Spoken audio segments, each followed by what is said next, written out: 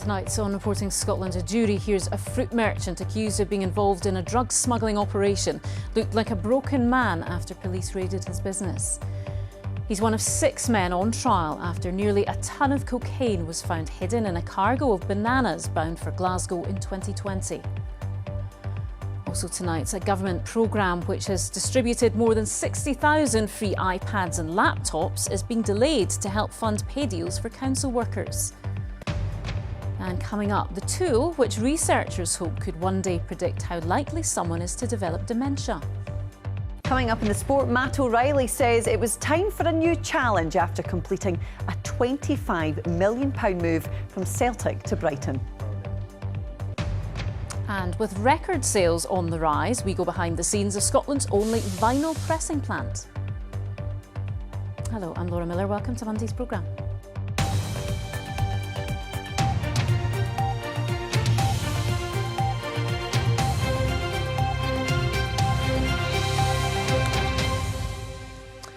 A jury has been told that a fruit merchant accused of involvement in an international drug smuggling operation looked like a broken man after police raided his business. Nearly a ton of cocaine was found hidden in a cargo of bananas bound for Glasgow in September 2020. Our Home Affairs correspondent David Cowan is following the trial of 6 men at the High Court in Glasgow. No one disputes this huge cargo of cocaine arrived on these shores. The question at the trial is who was responsible. The prosecution alleges the cocaine was smuggled from South America to the UK 4 years ago. A consignment of Calypso bananas was sent from Ecuador to England. At the Western Docks cargo terminal at Dover, the boxes were searched by the UK Border Force. Its officers found 119 foil packages containing 952 kilograms of cocaine with a purity of 73%. The boxes of bananas were addressed to a business called Glasgow Fruit Market. Other locations mentioned in the alleged plot include Alicante in Spain and in the Arabian Gulf near Abu Dhabi, the New Rai Island Resort. James Stevenson faces 14 charges. It's alleged he masterminded the cocaine smuggling and directed others to carry it out. Money obtained through crime is said to have financed the operation. 2 other men, Gary McIntyre and David Bilsland, are accused of being involved. Stevenson and Gerard Carbon are also alleged to have directed the production of 2 Class C drugs. 2 other men, Paul Bowes and Ryan McPhee, are accused of involvement in that operation. The court was told that in 2020, police raided David Bilsland's fruit merchant business in this Glasgow industrial estate. One of his associates later asked Mr Bilsland what had happened. In a statement to police, Andrew Wilson said he was looking terrible. He looked as if he had seen a ghost and he was a broken man. He's normally upbeat and bubbly. He told me that he had done something stupid and he's put his hands up to it and that he's going to jail for a long time. Mr Wilson told the police that drugs were mentioned. Cross-examined today by the defence, he agreed the court couldn't rely on every word in the statement being accurate. In other evidence, the jury was told about EncroChat, a secure communication platform which disguised messages so they could only be read by the sender and receiver. People would pay between £1,200 and £1,500 for the devices. They would be given a handle, 2 random words chosen by the EncroChat administrators, and the ability to wipe the device by using a panic PIN number. In 2020, French law enforcement infiltrated the system, copied the data and shared it with partners, including the National Crime Agency. The 6 men deny all the charges against them. David Cowan, Reporting Scotland, Glasgow. The director of a construction firm has told a fatal accident inquiry that he had no idea how a 10-year-old boy got onto the building site where he died after falling down a manhole shaft. Graham Clark was giving evidence in the first day of the inquiry into the death of Shay Ryan in Glasgow. Shay's mother told the inquiry at Glasgow Sheriff Court that the family miss him every day and that life will never be the same again. Suzanne Allen reports. Shay Ryan died after entering a construction site in Drumchapel with his friends through an insecure fence in July 2020. Last year, RJ McLeod was fined £860,000 for failing to secure this construction site. Today at Glasgow Sheriff Court, Graham Clark, the director of RJ McLeod, who were responsible for the site, said he had no idea how the 10-year-old got onto the building site. He added that, as far as he was aware from the documents, there had been a cover on the manhole weighing around 78 kilograms, which, he said, would have been difficult for a 10-year-old to lift. He later agreed with the Advocate Depute that the cover must have been moved somehow. Shay's mother, Joanne Ferguson, paid tribute to her son, telling the court her heart is broken and that life will never be the same again. She added that it was well known children had been able to get onto the site, and she wanted to know why no action had been taken to prevent this. She said she also wanted to know who uncovered the manhole, when they did so, and why it had been left uncovered. The fatal accident inquiry into Shay's death is expected to last until September the 9th. Suzanne Allen reporting, Scotland, Glasgow. A scheme providing free laptops and iPads to help people get online is to be suspended to help fund pay deals in Scotland's councils. Cash allocated to expanding free school meals and investing in flood defences is also to be diverted. Well, our chief political correspondent Lindsay Bewes joins us now.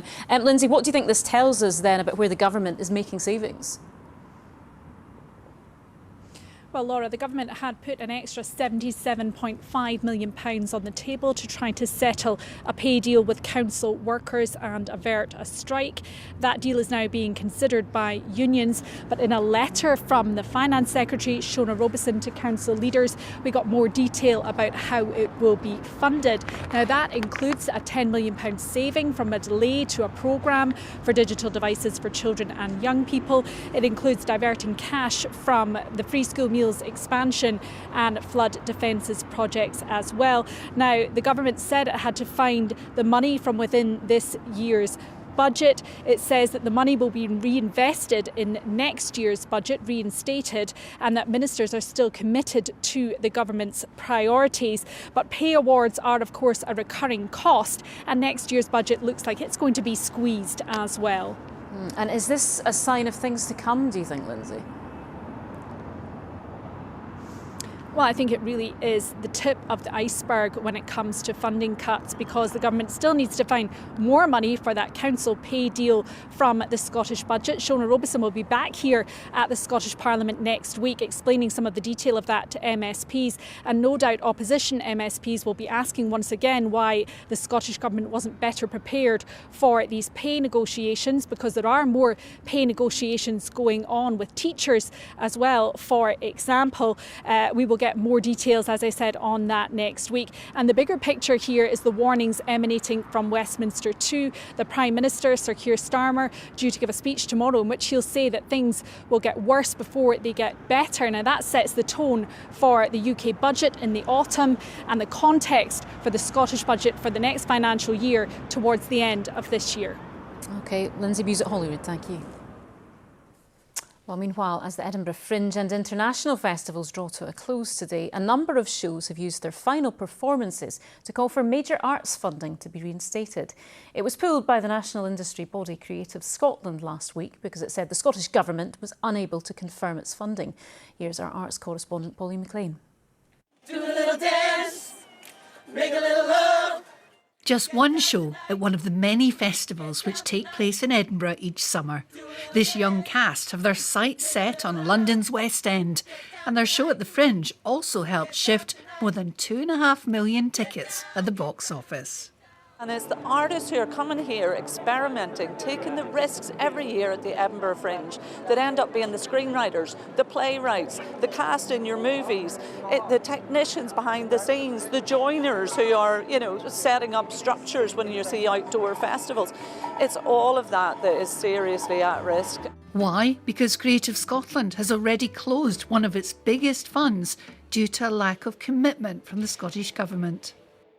And I think if this kind of cut was made to any other sector in our society and economy, there would be a national outcry about it. But because it's a dispersed kind of grassroots workforce, we're the most vulnerable part of that whole ecosystem, the easiest to pick off, the least able to represent ourselves and advocate for the value of our works. Artists used their final performances at the festivals to appeal to the government to reinstate the fund and make good their pledge to increase funding.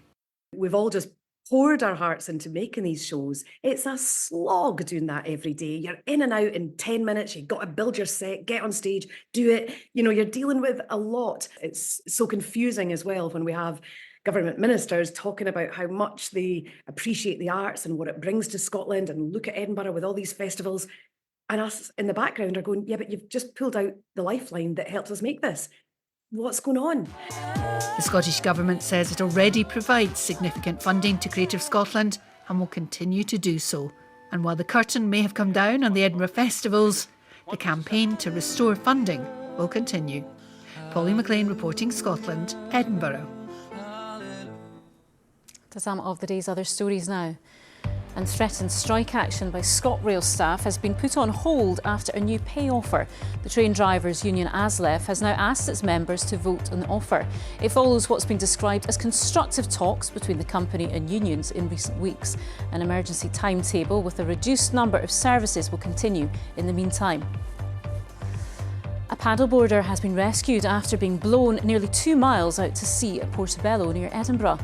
Lifeboat crews say the man stayed on his board despite being pushed into choppy waters yesterday morning and was very cold when they finally reached him. The RNLI is reminding paddleboarders not to go out in offshore winds, to always have a buoyancy aid and to carry a mobile phone or radio to contact the Coast Guard in an emergency.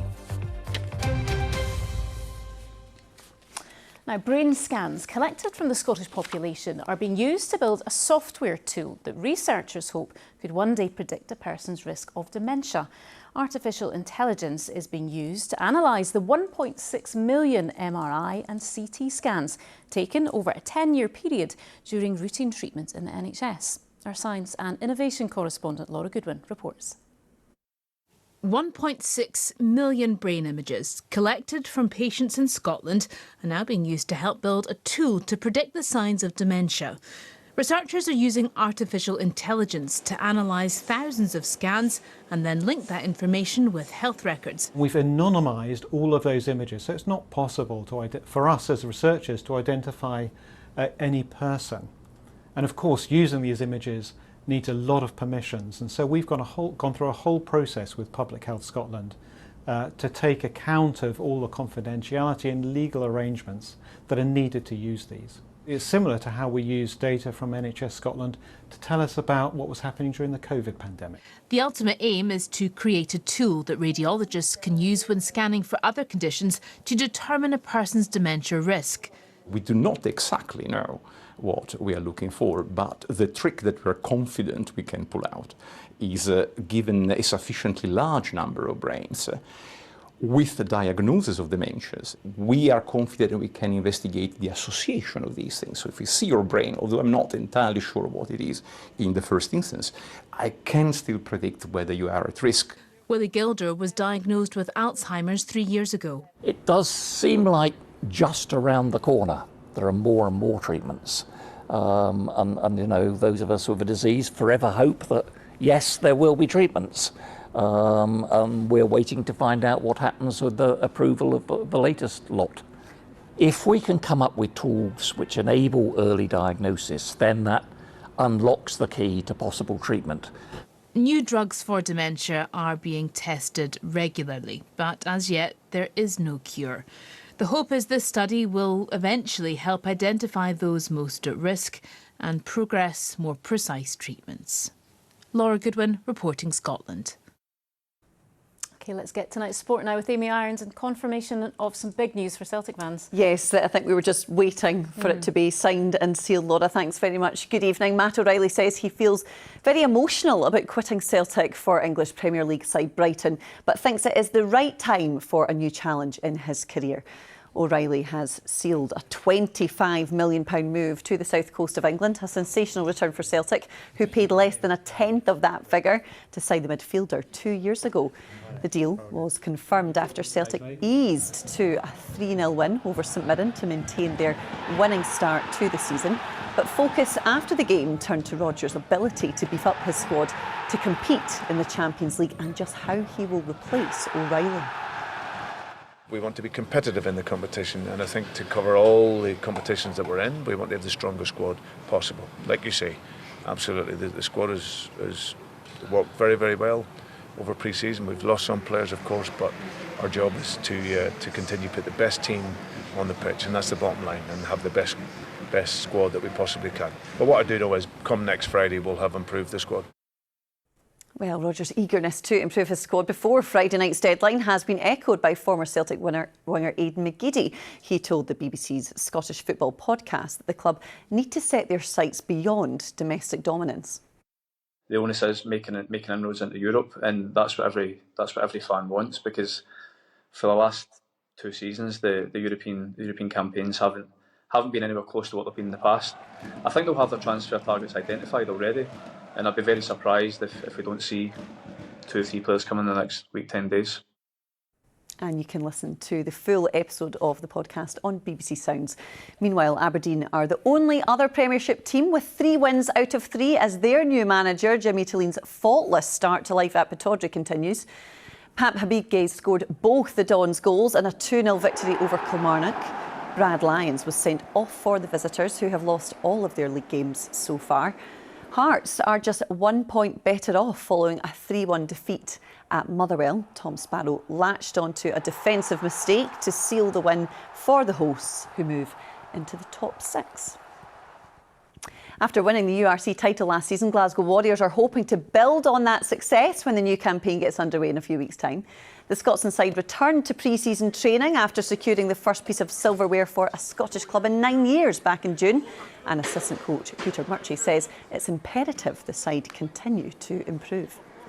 Everyone's asking the question, can you improve? How do you improve? Yeah, we have to. There's no question about it. And so the age profile of the squads, for me, suggests that we should be able to, and we should keep looking up rather than just looking backwards and saying, oh, how great that was. The final tennis major of the year gets underway in New York this afternoon, but it will be notable by the absence of the wheelchair competition. That's because the sport's best players are in Paris preparing for the Paralympics. 4-time Games medalist Gordon Reid is in the French capital, and he's been speaking about his hopes for his 6th Games. Yeah, it's really special, and that's one thing that never changes. As tennis players, we don't get that opportunity too many times throughout our seasons to represent, our countries and a bigger team. And the Paralympics is the biggest one that we can get for that. So, yeah, something that I always enjoy and I'm always proud to do. And yeah, something that I'm really looking forward to having the opportunity to do again. Beijing 2008, I was 16 years old. I knew I was lucky to be there at all and just there to enjoy the experience and find out what a Paralympics is about. And obviously now, 5 games later, it's I'm going there as an experienced Paralympian and somebody that's been playing the sport for a long time now, and yeah, going there with much different expectations. I know that to win a medal, I'm most likely going to have to cause a couple of upsets, which I managed to do in Tokyo to win the bronze, but I think this year's the hardest it's ever been to get in that podium. So I know it's going to be really tough. Some great players that are in good form, but sometimes I like being the underdog, as us Scots usually like, and I think it would be a mistake for other people to write me off. But if they do, then I'm fine to be in that position, and I'll do whatever I can to try and get another medal. Yes, 4 already for Gordon Reid, Laura, so we'll be hoping to add to that. Absolutely, good to hear from him. Thank you, Amy. Actually, you know your music, so you'll be interested in this one. Yes, because you might have thought vinyl records were going for good, but young collectors are driving a resurgence in the industry, with acts like Taylor Swift or the 1975 introducing their legions of fans to the medium. And with 6 million sales of records across the UK last year, it's not just the big names who are bringing vinyl back. Our reporter Ian Hamilton has been to Scotland's only vinyl pressing plant in East Lothian to hear their spin. Once thought to be a relic of the past, vinyl records are spinning their way back into the hearts of music lovers, new and old. We're just coming into the main pressing area of the factory itself. At the end of last year, Dave Harvey, along with his wife Dominique, opened Scotland's first record pressing plant called Seabass in East Lothian. We're certainly seeing demand and we're starting to grow quite quickly now. Vinyl has been growing for the last 16 years. There were more than 6.5 million sales across the UK last year. So here's a record that is literally hot off the press. Seabass currently press around 1,500 records a day. Approaching their first anniversary, they want to double their capacity. We've got loads of artists and bands who have never been able to press before because of that lack of capacity from the larger pressing plants when they come to us. And so we help them produce their own records with runs of 100, 150 records. And it's not just the production side that's growing. More and more shops across Scotland are stocking vinyl, bringing back that tactile experience of holding a record, admiring the cover art and placing the needle on the groove. I think there's definitely a kind of romance to it as well, you know, having like something that you've put so much love and attention into, having it this physical object, you know, that you can kind of show to your pals and sell at gigs, whatever. It's just something quite kind of nice about it, I think. And it's a younger generation that's leading this charge. I grew up with iPods and sorting all my files on the computer on iTunes and things like that, and really enjoyed like getting into music that way. But then vinyl just adds so much more of a dimension to it. There's a memory connected with each one of these records. You really become attached to your collection, and the music in it really says something about you. So I'm just going to put it on the turntable here. Whether you're a seasoned collector or just starting out, there's no doubt that vinyl is back and has found a new audience. Ian Hamilton, reporting Scotland, East Lothian. OK, now let's take a look at the weather with Chris. Where is the rain the worst this week? Not Shetland by the looks of it. Well, no, lovely picture there from one of our weather watchers earlier. Sunshine was in short supply elsewhere, and you're quite right, some really heavy rain on the way overnight. How did I know that? Thanks very much indeed. Very good evening to you. It was quite cloudy at times today with some patchy light rain. If you were stuck under it, it was persistent, just adding to the rain totals we've already seen this month. Take a look at the right-hand column. That is the amount of rain we've seen compared with average. So in some spots, double the August average. Edinburgh, though, sticking out there, drier, 70%. And, as I mentioned, more rain on the way overnight tonight. This weather front moving in off the Atlantic, bringing heavy and persistent rain. And because of that, a Met Office yellow warning in force through parts of Dumfries and Galloway, South Lanarkshire and the western borders. That starts through the early hours. Initially, you can see it's cloudy and dry, and then the rain arrives as we head through towards midnight, and then through the early hours that warning comes into force. Even out with that warning area, you can see it's very heavy and persistent, particularly through Argyll and the West Highlands. The greens on the chart there indicating that. It's a mild night, it's a windy night, and first thing tomorrow, it's a wet start with lots of water on the roads. So poor conditions, but it should improve because whilst that rain will linger across parts of the south and southeast elsewhere, it dries up and hopefully brightens up too. So mid-afternoon, the wet weather still with us through parts of Dumfriesshire, the borders, perhaps in towards the Lothians. Elsewhere, some bright or sunny spells coming through. Variable cloud, a few showers, windy from the southwest. Temperatures though through Aberdeenshire 19 or 20 Celsius. Around the west and northwest coast at times, those winds will be gusting close to gale force. As we head in towards tomorrow evening, we finally say goodbye to that rain, and then overnight a few showers to contend with. And really that takes us to Wednesday now with those showers still in place, some morning bright spells, and then this feature here, a trough working west to east across the country through Wednesday. Some heavy downpours, the odd rumble of thunder, temperatures though still up to 19 or 20 Celsius, the winds a touch lighter. And then the end of the week, something a little more promising, high pressure building in, drier, brighter, warmer. Hopefully that sticks around for the first half of the weekend too. That's the forecast for now. More than 200% rain in Millport. Yep, and there's more to come. Poor Millport. Thank you. And that is Reporting Scotland. The late news is at 10:20 tonight. Until then, from everyone in the team, enjoy your evening. Good night.